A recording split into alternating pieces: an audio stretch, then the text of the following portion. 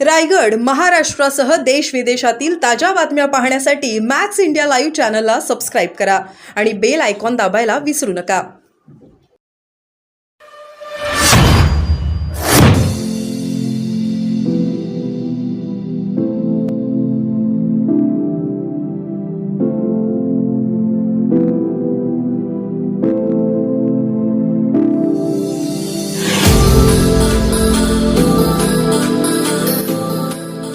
राणा दाम्पत्य यांनी आपण दिलेलं चॅलेंज स्वीकारलेलं आहे.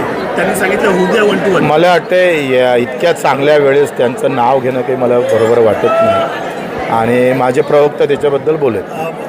सर्वच विरोधी पक्ष UM कडे संशयाने पाहत आहे. आपण कुठल्या दृष्टिकोनातून पाहता? काही प्रकार तो दिसतं आहे कारण UM कारण ते मशीनच आहे आणि ते इलेक्ट्रॉनिक आहे, त्याच्यात छेडखानी होतं. मला एक वजन काट्यावाला भेटला आणि बच्चूमध्ये सॉफ्टवेअर त्या वजन काट्याचं मी बनवलेलं आहे.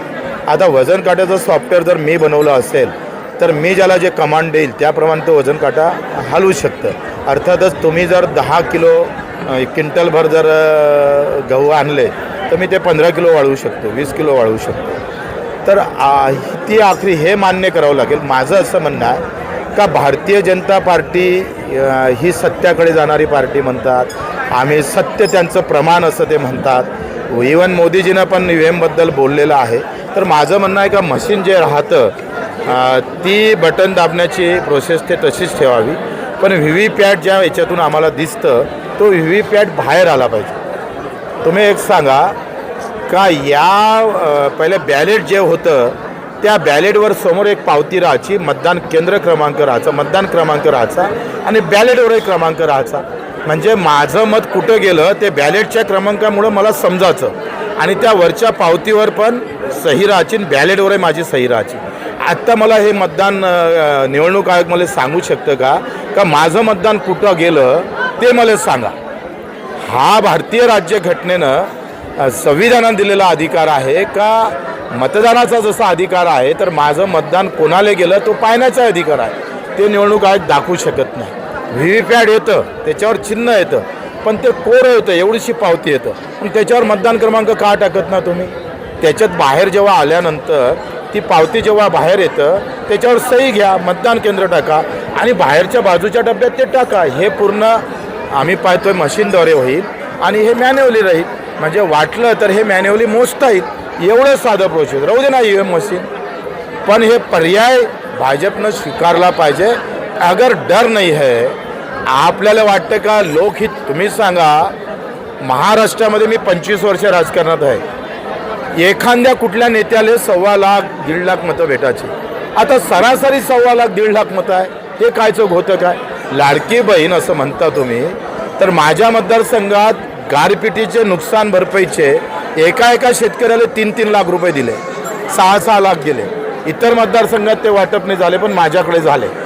ते बदलले नाही, त्याचं मत मला भेटलं नाही. हा जो प्रकार आहे लाडकी बहिणीच्या नावानं जो प्रकार चालू आहे, मला वाटतं पारदर्शकता येणं फार गरजेचं आहे. विरोधक यासाठी प्रत्येक दाम्पत्याला 3 अपत्य असली पाहिजे. 2.1च्या खाली जर आलं तर देश धोक्यात येईल. कसं पाहता?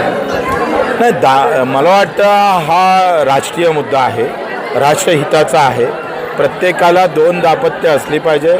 इव्हन कधी तर आम्हाला एकावर यावं लागेल, वाढलेली लोकसंख्या ब्रेक द्यावं लागेल आणि तो काही एका जाती धर्मासाठी नाही आहे, तो सगळ्यांसाठी ते बंधनं असली पाहिजे. गुलाबराव पाटील म्हटलं की अजित पवार आमच्यासोबत नसते तर 100 जागा जिंकून आल्या असत्या आमच्या. मला वाटते हा त्यांचा अंतर्गत प्रश्न आहे. मला वाटतं ते एकमेकाच्या रस्सीखिचेतून आलेला विषय असेल. आता तो सोबत होते तर तेव्हा तुम्ही नाही म्हणाले पाहिजे होतं ना. निवडणूक व्हायच्या अगोदर हे बयान केलं असतं तर मग दम राहिला असता. चुनाव के बाद बोलने से कोई फायदा नाही. एकनाथ शिंदे नाराज असं वाटतं का तुम्हाला? नाराजीचं कारण असं आहे तर कदाचित एकनाथ शिंदे फुटले नसते, बंडखोरी केली नसती तर सत्ता आली नसती, आणि सत्ता जर आली नसती तर लाडकी बहीण नाही आली असती. आणि सत्तेमुळं आज जो घोटाळा करता आला काही प्रमाणात तो एकनाथ शिंदेजीच्याच पायथ्यावर पडला. म्हणजे जर थोडे कट टू कट आले असते, भाजपनं फार चांगलं काम केलं. एक काम या राज्यातला विरोधी पक्ष संपवण्याचा प्रयत्न केला. दुसरं मित्र पक्षाची तानातानी सोडून दिली की तुम ज़्यादा मत बजाओ, तुम्हारे सिवा भी सरकार बन सकते आहे, अशा आकडेवारीत भाजपा येऊन गेली. त्याच्यानं भाजपचा धर्म आहे गरज सरो वैद्य मरो, त्याच्यानं ते करणार त्याबद्दल. माझं म्हणणं आहे की बॅलेट नाही तो मतदान नाही.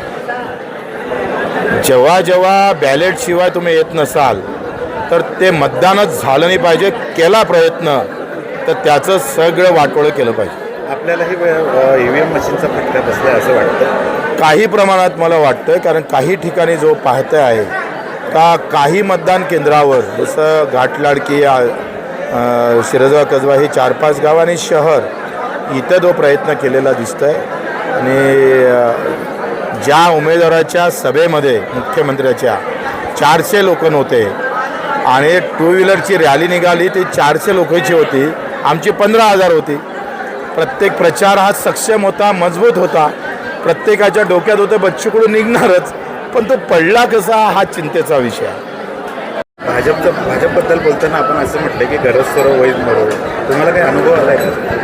नाही, भाजपने जसं देवेंद्रजी म्हणायचे का मी फोन केला होता आणि माझ्या एका फोनवर बच्चू भाऊ आले, तर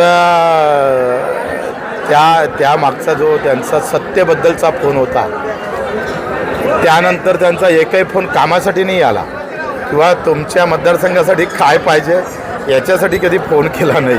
तर त्याच्यानं